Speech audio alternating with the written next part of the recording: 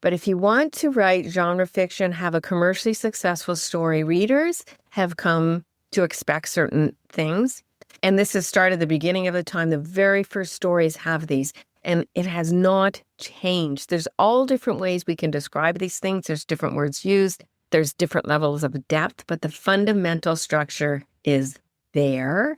And so I think that all writers should have the opportunity to know what this is and then use it for their writing if they choose to do so, or they know it and then branch off from there into something new and wonderful that becomes a new pattern. Welcome to the Fiction Writing Made Easy podcast. My name is Savannah Gilbo, and I'm here to help you write a story that works. I want to prove to you that writing a novel doesn't have to be overwhelming. So each week, I'll bring you a brand new episode with simple, actionable, and step-by-step strategies that you can implement in your writing right away. So whether you're brand new to writing or more of a seasoned author looking to improve your craft, this podcast is for you. So pick up a pen and let's get started. In today's episode, I have a very special guest joining me. Her name is Kristina Stanley, and she is an award-winning author, fiction editor, and the founder and CEO of Fictionary, an incredible software designed to help creative writers improve the plot, characters, and settings of their novels. And in this episode, Kristina and I are diving deep into the 5 structural scenes that make up the backbone of every great story. We're going to talk about why these scenes are so important, how they align with the 3-act structure, and how you can use them to create a story that's both compelling and cohesive. So whether you're in the middle of drafting, knee-deep in revisions, or just starting to outline your novel, this episode is packed with actionable tips to help you move forward with clarity and confidence. So without further ado, let's dive right into my conversation with Kristina Stanley. Hi, Kristina. Welcome to the Fiction Writing Made Easy podcast. Hi, Savannah. Thanks for hosting today. Super excited to be here to talk about story structure, my favorite topic. I'm excited too. So, Kristina, can you kick us off by giving a little introduction of who you are and what you do? Sure, yeah. So I'm a fiction writer. I'm a structural editor. I run a company called Fictionary. We have the Fictionary School for writers and editors, and our goal is basically to help writers tell a great story. That's it. Yeah. And you guys have a lot of great programs and freebies and all that kind of stuff. So we will link to all that in the show notes. But what draws you to story structure, or like, why is this the thing you're so nerdy about? So obviously I love to read. I've grown up reading. It's a thing. I'm sure it is with most writers. You love to read. And I got interested in story structure when I started really thinking about how to put a book together. And when I was writing, before I was editing, before Fictionary as a company, and I like patterns. And when you start to see patterns in a story, you're like, oh, that's in this story. Well, that's in this story. Well, that's in this story and in the same location. Huh, what is that about? And so it's just mind candy of, like to see it. And once you see it, you can't unsee it. Like it's just there. And every book you read, you're like, oh, there's this. And you start to see the different genres have different patterns. Even between a mystery and a thriller, the patterns are different. And so I don't know. I just find it very exciting, interesting. I have my background. I have a degree in computer mathematics, so I just like structure. Yeah, I love that you said mind candy because that's exactly how it feels to me. I also love the patterns. I love seeing like the why behind the patterns and figuring that out, and then also being able to share it with other people, which is kind of what we both do for a living. So yes, I think that's super cool. But what we're going to talk about is like the 5 key scenes. So these make up the spine or the backbone of the story. Why do we start here? So I believe that you can write anything you want. That's great. But if you want to write genre fiction, have a commercially successful story, readers have come to expect certain things. And this has started the beginning of the time. The very first stories have these. And it has not changed. There's all different ways we can describe these things. There's different words used. There's different levels of depth, but the fundamental structure is there. And so I think that all writers should have the opportunity to know what this is and then use it for their writing if they choose to do so, or they know it and then branch off from there into something new and wonderful that becomes a new pattern. Yeah. So why don't you give us an overview of the 5 scenes and then we'll dive into each one of them a little bit. Okay, so I'll give people a chance to take notes. So scene number 1 is the inciting incident. And I'll talk through the details behind these at the end. But so we have scene number 1, the inciting incident. Scene number 2 is plot point 1. Scene number 3 is the middle plot point. Scene number 4 is plot point 2. And the climax is the 5th scene. So we have 5 scenes. Act 1 goes from your very first page up to plot point 1. Act 2 is the biggie, and it goes from plot point 1 to plot point 2, which is basically 50% of the story. And then Act 3 starts at plot point 2 and goes to the very end of your book, your last word. And those boundaries are, hold them loosely. Your plot point 2, it could end Act 2 or start Act 3. It doesn't matter where on that line it sits. They're generally just in those places. Yeah, but let's start with number 1. So that was the inciting incident. I know that people are going to be like, I'm taking notes. Where does this thing happen? Tell me all about it. All right. So the inciting incident, all this is, it's a shakeup to the protagonist's world. So something changes. And so if we think of a romance novel, it's when the characters meet. If they don't meet, there's no romance. It's just when they meet. That's it. A mystery, either it's a detective accepting the case, or they find a dead body, or somebody's killed. Somewhere in there, it has a bit more variety than a romance. And so what we're looking for is something early in the novel. It could happen before the novel even, and it needs to happen no later than 10 to 15%. And the reason for that is if you're reading about a character's ordinary world, which we want to know who is this character before we get engaged. If they don't do anything different for too long, it's dull.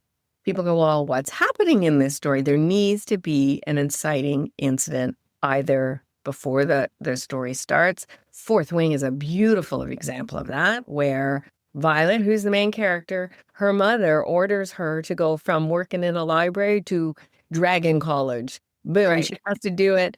And she has 6 months to get ready. So she's a little Miss Book Reader. I'm going to ride dragons. Yeah. That's her world has changed. Before the book starts, it's told in backstory, an early backstory. So same rule early in the book.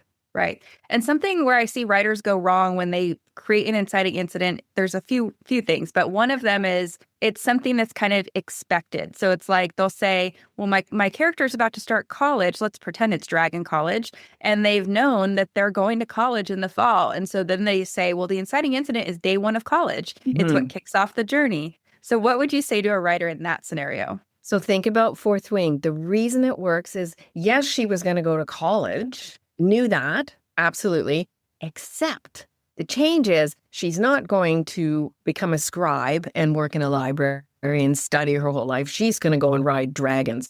And so it's a complete shock to the protagonist. And what that means, stress, conflict, they don't know how to deal with it. They've got to figure it out. They're resisting it, all of the good stuff.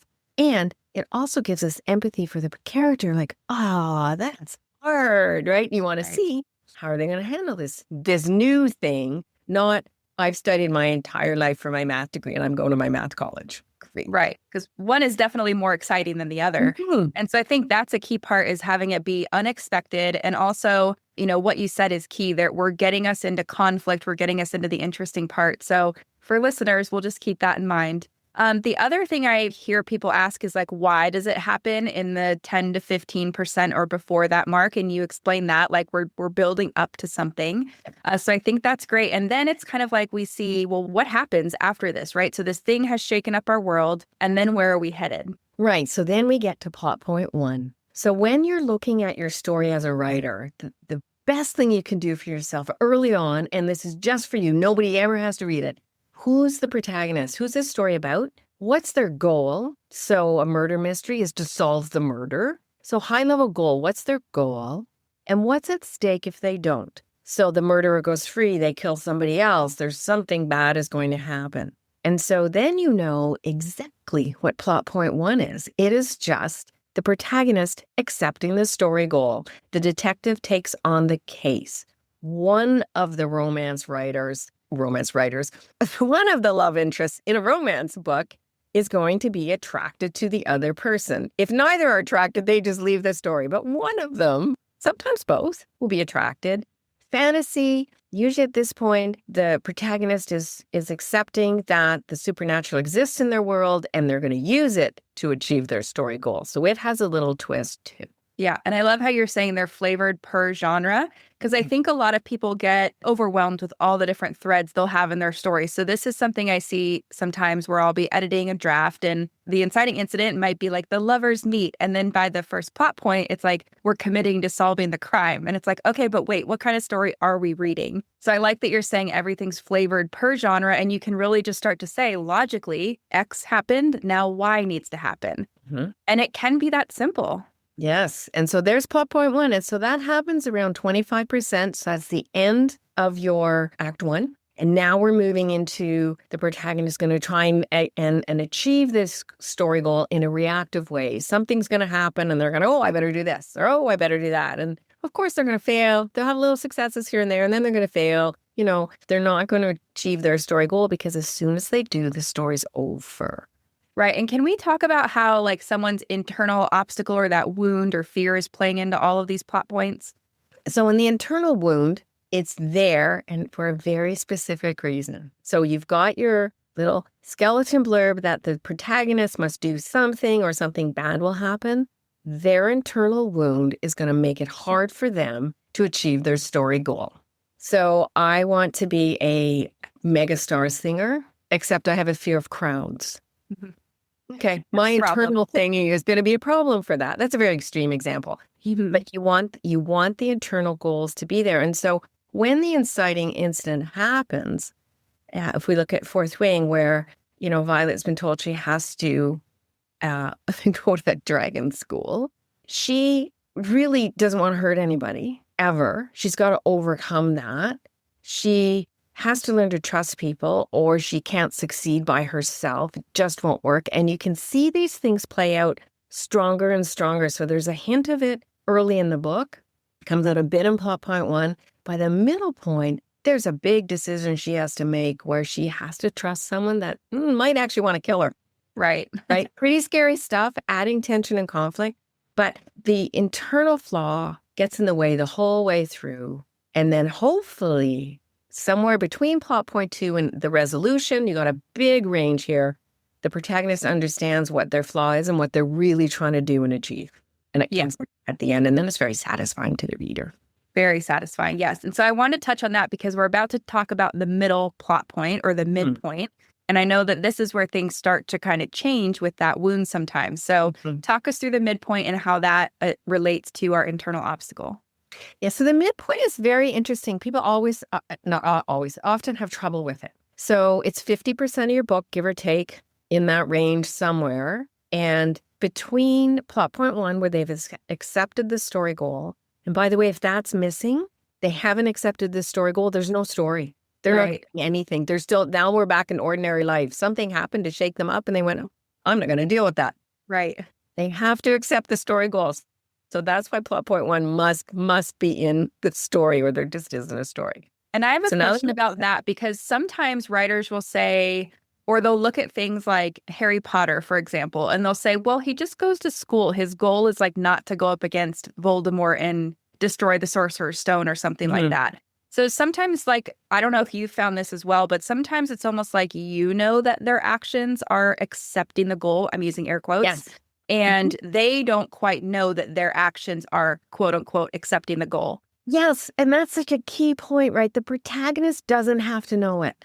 Yeah. Doesn't have to know it. In Hunger Games, when Katniss accepts the series story goal, she doesn't know it. It's at the end of book one, spoiler alert, where her and Peeta have survived and they go against the Capitol and decide, well, if we have to kill each other, we're both going to die. And so at that moment, the whole audience is watching. She's going to become the leader of the revolution. She's going to take down the Capitol. She doesn't know that she's accepted that series goal, that by the end of book three, that Capitol is done, right? So it's beautifully written. If you want to see an example of that, go to the end of Hunger Games and you'll see how she's accepted the story goal without knowing it. But I'm going to guess the author knew exactly what we're doing there. I would guess so too. And that's what I always tell writers. It's like if it's not immediately obvious, like let's say at plot point one that they're accepting the goal, you need to be able to defend that, yes, they are. They just don't consciously know it as well as other protagonists might. Absolutely. And the goal is an interesting thing. If we talk about going across the book, before the inciting incident, the goal can be, I have to get to the restaurant to open my restaurant. Right. You have to be doing something active. The scene goal doesn't need to be, I have to solve the murder because they don't know the murder exists yet. But it has to be, maybe the murder happens at the restaurant, and that's the link between the scene goals. And so as you go through the story, the scene goals are going to change to be appropriate to the place in the story. But the overall story goal is solve the murder, have a happily ever after, defeat the dragon. Right. And I think it gets sharper and sharper, too, as they find out more information, as the stakes become more personal and things like that. So that's another thing people always ask is like, well, can that goal change? And it's like, yes and no, right? Like, yes, the goal for you, the author, is to bring your couple together if you're writing a romance. Right. The goal for you, the author, is to get your protagonist against the antagonist if you're writing something like a fantasy story or whatever. Right. But their goal, like you said, might literally be open the restaurant. And then it's like, 2 chapters later, there's a different goal. And we're being brought into this overarching story goal. Like, what would you say, I guess, let me give you a scenario. In a romance novel, the characters, they meet at the inciting incident. Mm-hmm. What would their goals look like coming out of that? Like, to get them to the point where their goal is to get together. Okay. So it depends on the romance and the internal goal, the internal flaw. Mm-hmm. So if you have a character that is very, they're not confident, they don't think anyone could possibly love them for who they are, they might meet in the inciting incident and think, wow, you are fabulous. But, I'm just out of my league. I have to get out of here before this hurts me more. I'm going to run. Right. Or their goal might be, no, wait, man, get out of my way. This person's for me. I'm going that direction. So the goal is often at that point determined by what's their internal flaw and what's their natural inclination going to be based on that flaw. Or maybe they have a really strong personality trait. And so I'll go back to Fourth Wing, where Violet has worked hard her whole life and studied hard and learned and learned and learned. And so her natural inclination is, okay, she's accepting the story goal, but she's doing it in a way that she has to use her intelligence to achieve this. So she uses a character trait to help herself in her goal attempts, and that brings her through. So that flaw is really important, or a strong character trait that's going to help. Which is why doing character work before we get to the plot is so important, I think. But what you said brings us nicely back to kind of the middle of the story, because using Violet as an example, she's kind of going about things the quote unquote wrong way. She's using her strong trait of intelligence matters. I can find this in a book. I'm just going to study and work my way through the writer's quadrant. Yeah. And then something happens, which is the midpoint. Right. So if we look at the inciting incidents before the story starts, her plot point 1 is when she's in the school now. There's her main love interest, Xaden, who she thinks just wants to kill her. And it's when she first sees the dragons. And she watches what's happening, and the dragons kill a whole bunch of cadets. So there's a lot of death in this book, right? It's kind of a darker fantasy. A lot of death. In her plot point 1, she makes a decision, all right, and her goal, her personal goal in book 1 is just to survive. That's it, right? She wants to not die in her first year of cadet school. That's a pretty good goal. Very motivational. Yeah, very relatable. And so she uses her intelligence in plot point 1 to watch what's happening and decides, all right, when this dragon comes to breathe on me, I'm not moving. And she's like the size of its nose, right? There it goes. And she holds. She doesn't die. So, okay, so that's her first hint. But right after that, she's like, oh, look how many people died today. Of course I'm going to die today. She doesn't believe it yet, but it's there. In the middle plot point, she's almost killed by other cadets who want her place. And so, again, she figures out, how is she going to proactively now take charge? So prior to the middle plot point, something has happened and she's like, react. At the middle plot point, she decides she's going to trust Xaden with a very, very important secret of one of her dragons. So that's different for her. And so now going forward in the story, she has a fundamental relationship change, which often happens in the middle plot point. Mm-hmm. She has trusted someone who could be risky to trust. she has chosen sides between her childhood friend and Xaden. So she's made a big decision there where she's going to go. And now she starts making decisions on how to drive the story forward, that she's actually going to survive this year. And so her actions change going forward now from how she was behaving before. And that's kind of the shift. Right. And so that, based on that, what listeners have heard you say, that takes her from being reactive or more like, I'm just going to kind of throw whatever I have at this problem to now I'm going to be more strategic. I'm trusting, I'm open, I have more knowledge and all that fun stuff. So other than that, how does that relate to like this inner obstacle at the midpoint? So at the midpoint, so the character doesn't quite know yet. They don't understand what their flaw is. And at this point, at the midpoint, Violet still doesn't understand that she has to depend on other people. And so she just wants to do stuff her own. I've got to protect this person. I got to protect, I'm going to do this on my own instead of looking for help. And until she works as a team, she's going to fail. So her main internal flaw going through is that lack of trust, which there's a little shift at the midpoint, and actually working, collaborating, and relying on other people. And until she does that, which of course she does in the climax. Yeah. She can't move forward.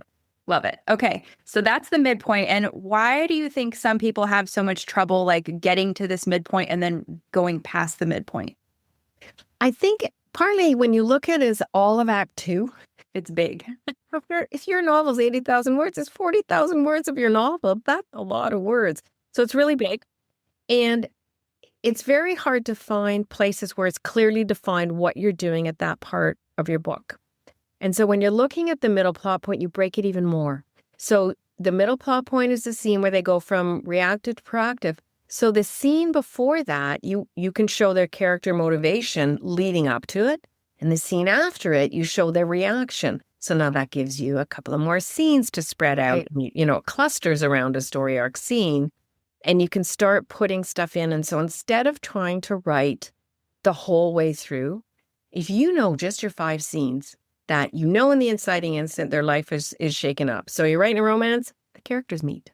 You know that. That's your scene. Plot point 1, one of them accepts the attraction. That's your scene. And you go through the book that way, which is very high level view. So I'm not saying you have to outline the whole thing, but just a concept of what these scenes are.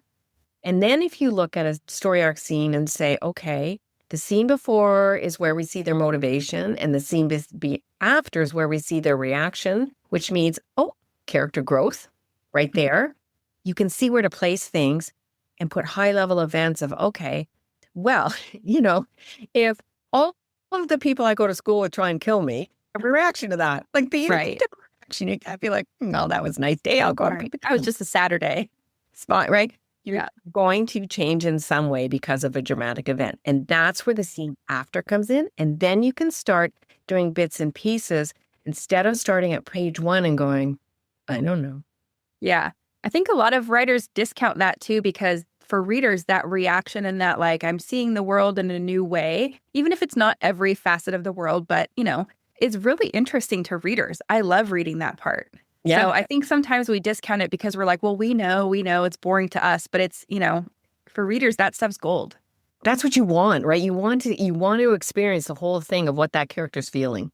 Yeah. That's the power of a novel, right? To be in someone's head. Yes. And so the trick is if there's no middle plot point, so if you think about somebody who's just reacting all over the place, they're not going, I'm over here, I'm over here, I'm over here. I have no plan.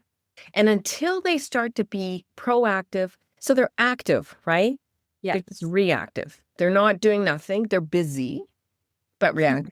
After the middle plot point, they start to focus. They're going to make all kinds of mistakes, but they have a plan, sort of. Mm-hmm. Right? They have an idea, could be totally wrong, but they are now driving the story. And until they do that, you can't bring the story to a close because the character will be all over the place. It doesn't, they need to come to a point where they grow enough that they can now close the story off. Right. Which brings us to the end of Act 2. We'll talk about this because this is typically that all is lost, like, everything's crashing down and then we're going into the climax. So here's the really interesting thing about plot point 2. Everybody talks about the all is lost moment, but it's also something else. And this can come a little bit before plot point 2, in plot point 2, a little bit after, but it's right in that cluster somewhere. And this is what I mean by hold things loosely. Don't try and be, it's exactly this plan. It's not. It's just the guidelines where you're going to meld it to your story. And the second thing about it is they get their final piece of information that they need, or final piece of knowledge about themselves that they need. So fantasy, it could be, oh, like Violet, I wield lightning. Right. That's an interesting piece of information. And her internal, she actually kills somebody who she didn't think she could do. And of course she does, a little bit by accident with her lightning, but she does. And that brings her to her lowest point of she's tried this whole novel not to kill anybody and still stay alive. She finally kills somebody and she learns her signet is lightning, and that's what she needs to solve the climax. If they don't get that final piece of information, they can never solve the climax. They can't do it. They need that piece of information. There will always be a final piece of information. If you drop it too late, it looks like an author trick. Too Couldn't convenient. figure out how to put this in the story. So I'll put it like right before the climax. Oh, look, here's your magic wand. Right. I can win. Yeah. Work. I love that. Right? So they need Yeah. And I love what you're saying about cluster scenes too, because something I see writers struggle with is they're like, I get a midpoint scene or I get an all is lost scene, and they just think they have to cram stuff into one scene. And it's like nothing in your story is that isolated. So you do have these before, after kind of, I like to think about it as like a ripple, that happens and you ripple out both ways. And so that's a really interesting point, because what we're talking about is the functions that should be in your story. You as the artist get to decide where you're putting them. There's general areas and things that go together, but you can decide, is this one scene? Is it 5 scenes? Is it 2 chapters? Like whatever it is for the style of book you're writing, you as the writer get to decide that. What you're looking for is, are these functions in there generally in the right place? Awesome. Off you go. Yeah. It's great. And they're not just rules for the sake of rules, right? They're very specific guidelines that help us create the result we want. And if you want to write commercial fiction, then you mostly want to adhere to the guidelines, and of course still take it with, a grain of salt and do what's best for your story, but they are there for a reason. Yeah. And, if you understand them, then when you don't do them, you know why. And you'll know what works for your story, because your story is going to be you as an individual. And there might be something in it that just doesn't work. Right. At least you understand why, and you can compensate for it so that there is enough tension in the story at the right moments to keep the reader. Right. I think that reason why, or knowing why, is so important too, because like you were saying, your midpoint could be 1 scene, 2 scenes, 3 scenes, whatever. And as long as it works and you're not just like cramming in a bunch of information or, doing the things that are not recommended to do, as long as you have a good reason why, most people are not going to complain. No. And if you look at Game of Thrones, the midpoint there, 3 chapters, I can't remember the exact order, but Tyrion Lannister, Jon Snow, and Ned Stark all have a point of view, and they're all part of the middle plot point where the humans get proactive against the White Walkers in a kind of hidden way, because they're not big in the scene at that, or in the story at that point. But it's 3 characters, three chapters. Yeah. So talk to us about the climax. So the climax. This is something I learned as an editor. Many writers can write a really exciting climax scene. Like you're reading and think, that is fantastic. And it has nothing to do with the story. Right. So for example, if we're living in a society of vampires, and this is a made-up story, and you can get a vaccination against vampires, but only until you're 5 years old. And it's really expensive. So there's the drama. If the scene at the end is a great big battle with vampires, great. What happened to the protagonist in trying to get this vaccination? It has to answer, did she or didn't she get her vaccination? Is she or isn't she a vampire? Right. Has to answer that. And so the biggest struggle with climax scenes is remembering, and again, we get back to, what's your story about? Your protagonist must accomplish something. Either they do or they don't, and it's clear in the climax scene. And once that happens, the story is over. Yeah.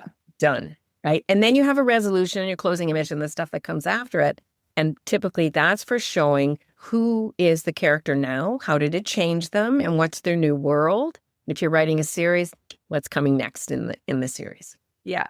And I agree. It's so funny that you said that about kind of you're writing a climax that answers something totally different than the main story question. I Yeah. see that happen all the time. It's like it'll start out as what seems like a romance, and then by the end, we're confronting the guy that killed somebody, and you're like, how did we get here? So sometimes writers will realize this has happened, and then they'll say, well, I like the climax, and I don't want to change the climax. And it's like, okay, cool. You can do whatever you want. It's your story. Just make sure that the beginning matches the end, or vice versa. Yes, you have to go back You and write know? the beginning part and your story blurb. You got to read the book Yeah. description to match that. Yeah. That is the story. And it can happen where you write your story and you think, nope, it's actually this. Right. There's a lot of work, which is why if ahead of time you know what your 5 story arc scenes are in a very high level, you can keep focused. And then that saves a ton of time of getting to your climax and going, no, that's not my story. Yeah. Rewrite And it. even you kind of hinted at this earlier, but even for someone who's a pantser, just kind of thinking through it, you don't have to do any planning or any, anything that you feel like is going to cage you in, but just thinking through it and thinking these are the options I could play with or whatever. And the knowledge of these story arc scenes will inform your draft as well. Yes. So I think it's valuable for anybody, no matter who you identify as. The thing about, if I were going to give you 2 things, like the most important things to do when you're writing a story, if you're a pantser, that's great. If you know who's your protagonist, what's their goal, and what's at stake if they don't achieve that goal, and you know what your climax scene is, every scene you write, you can ask yourself, does it help or hinder the protagonist in achieving that goal? Every scene. And then you know it belongs in your book. Give you a ton of ideas, like we're doing goal attempts. Wait, I just did one where they succeeded, so I better do one where they failed. So I keep the tension going.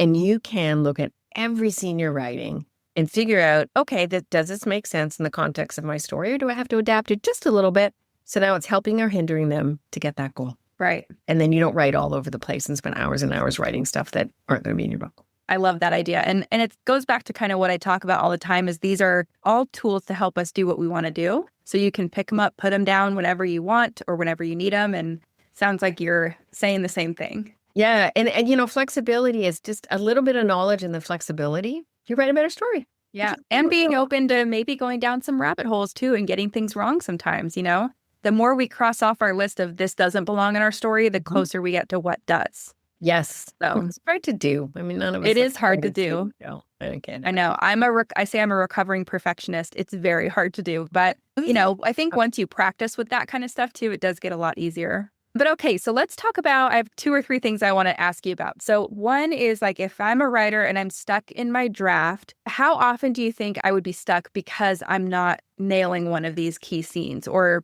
probably because I don't have a goal? Like, talk to me about what would you do if you were stuck?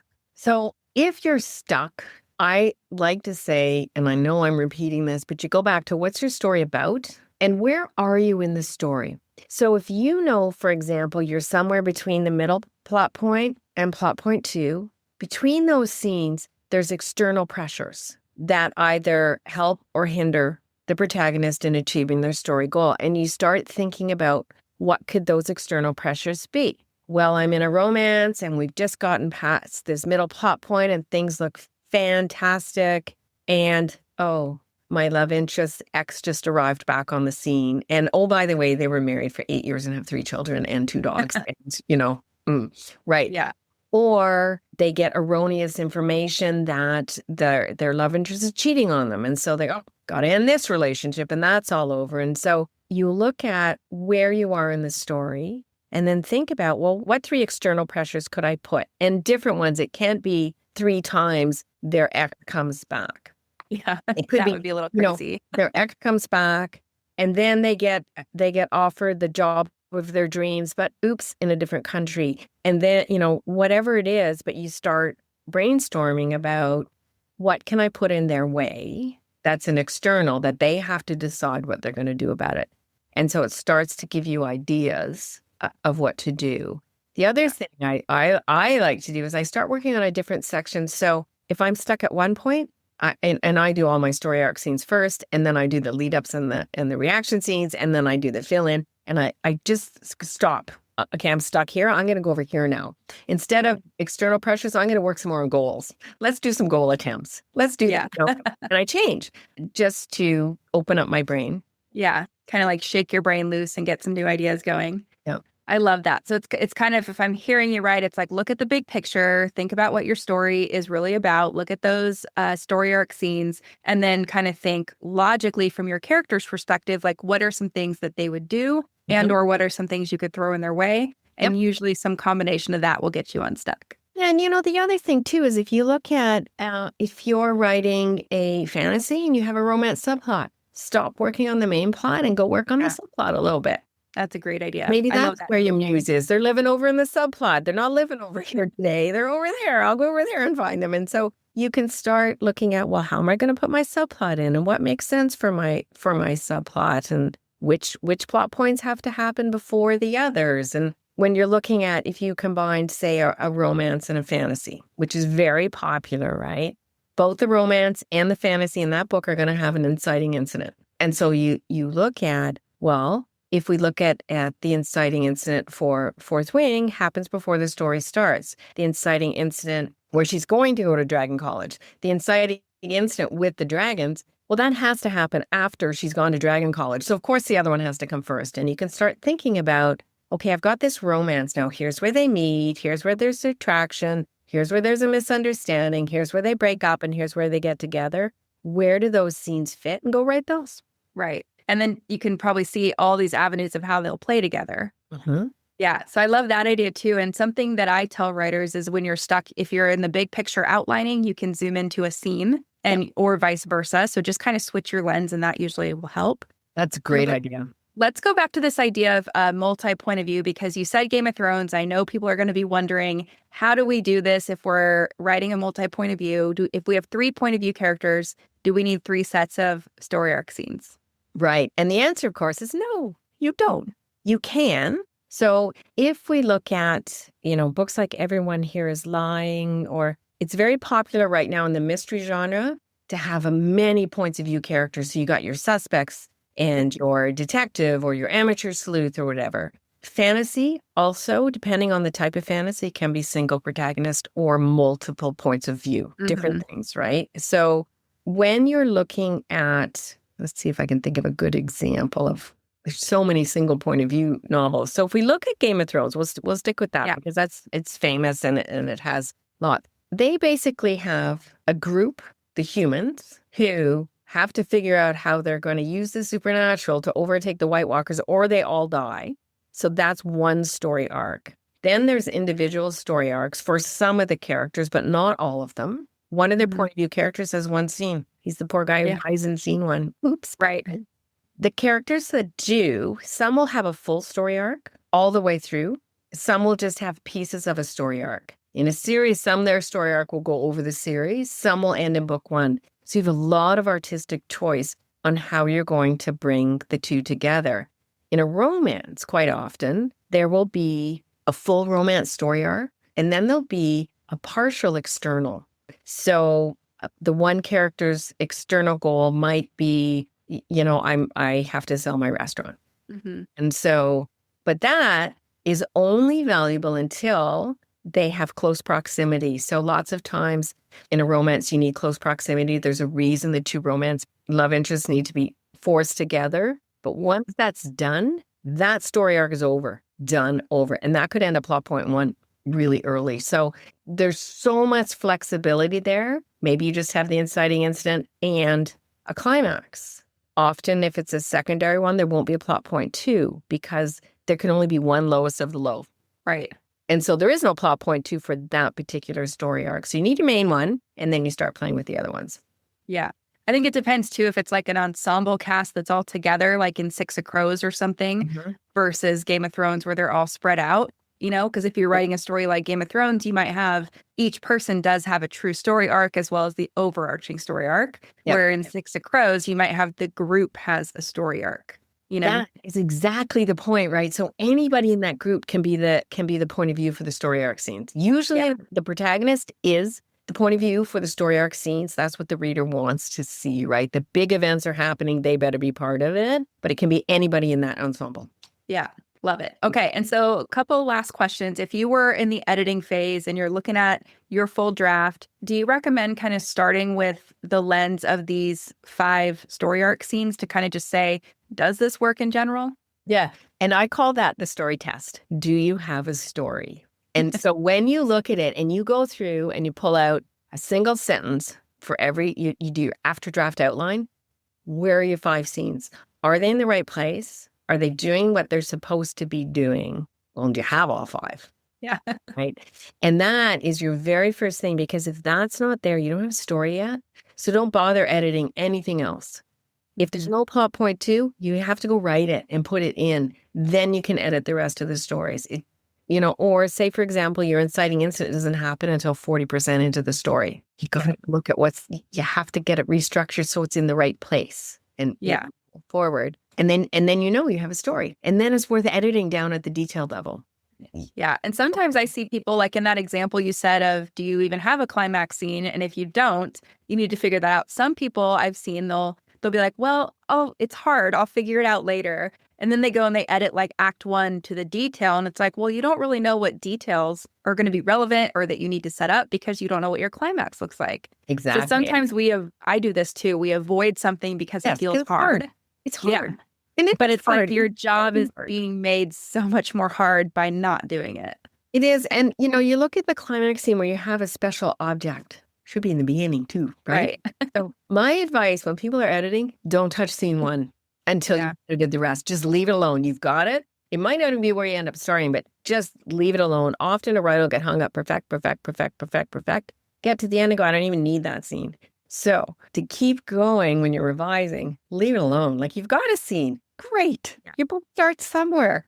Get to the end and you go back and you're like, whoa, what I really need, it should start in scene 3. And I need to put this object in because here it is and I want a mirror so it feels really closed and my book does full circle. So now I can go back and do that. But you gotta and it's funny you say that because so many writers will be like, how do professional authors do this? They put the clues in, they make the mirror scenes, and it's like, you can do it too. You just need to get to the end and know what your story's about before you can put all these cool things in. You're never going to know them on draft 1.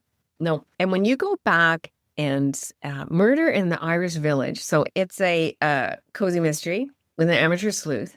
And in the opening scene, you meet like 4 of the suspects, the murder weapon, the antagonist, the protagonist. And when you read it and then you go back and you look at every single thing in that opening scene, you think, yep, used.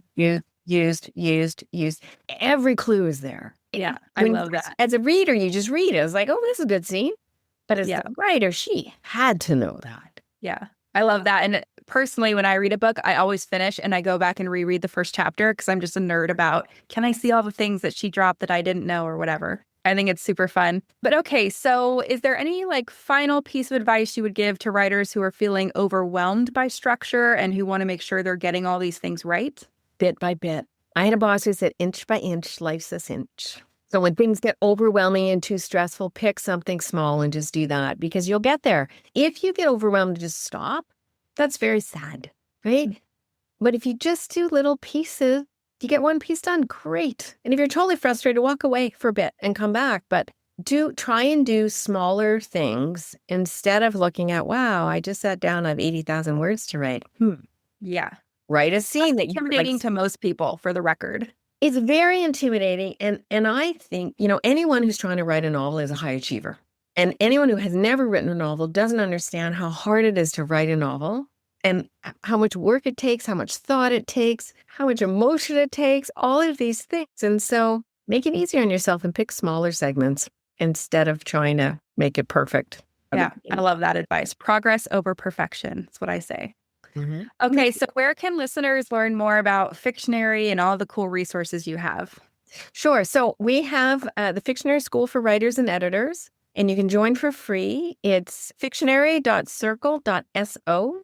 And we do a whole bunch of free classes. We have trained editors who answer questions, so you can ask specifically about your manuscript. We have a section of courses we teach where we don't record them, so we can actually work on your manuscript live, which is really fun. We do workshops where we'll give, say, 15 minutes of theory, and then we turn recording off, and then we just work on stuff together. So we're trying to provide an environment where it's affordable. Everybody has access. We, of course, have a paid portion of the school, but we have a huge portion that's just for anybody who wants to come in and write their novel, basically. And be around like-minded people who are also working on their novels. I love that. And so speaking of the editors you have trained, you have a free gift for everyone listening that involves them. What is that? Yes. Okay. So it's a course that we have. It's called An Insider's View of Story Editing. And what we did, we had 13 editors edit the same novel and then studied how they did it. And then wrote what worked, what didn't work from an editor's perspective on basically the goal is to show writers what you should expect from a story editor. And so we put in the good and the bad throughout, showing all of the different pieces and why it's so important if you hire a structural editor or story editor to find one that suits you, because editors have their own voice and you need to find one that works for you and what they're looking for, and kind of know your weaknesses when you have an editor that I repeat. I need an editor who's going to pay attention to that and go, chunk, no, you already said that. Stop making, right? So, you get carried away, you write that sentence, and then you go, all right, different way. Yeah. So the course is designed to really give writers a view of what editors do. And then you can take that knowledge and apply it to your own story. Of course you can. Yeah, I love that. I love a good behind the scenes. So not only do we get to see how editors really work, but also you can learn from the little course as well. So that's very cool. We will link to how to access that in the show notes. We'll link to Fictionary and where you can find the resources that Kristina mentioned. Thank you so much for being here today, Kristina. It was a joy to have you and to nerd out about structure. I know. I love talking to you about structure. It is so much fun. So thank you. Thank you. All right, so that's it for this episode of the Fiction Writing Made Easy podcast. Head over to savannahgilbo.com/podcast for the complete show notes, including the resources I mentioned today, as well as bonus materials to help you implement what you've learned. And if you're ready to get more personalized guidance for your specific writing stage, whether you're just starting out, stuck somewhere in the middle of a draft, drowning in revisions, or getting ready to publish, take my free 30-second quiz at savannahgilbo.com/quiz. You'll get a customized podcast playlist that'll meet you right where you're at and help you get to your next big milestone. Last but not least, make sure to follow this podcast in your podcast player of choice, because I'll be back next week with another episode full of actionable tips, tools, and strategies to help you become a better writer. Until then, happy writing.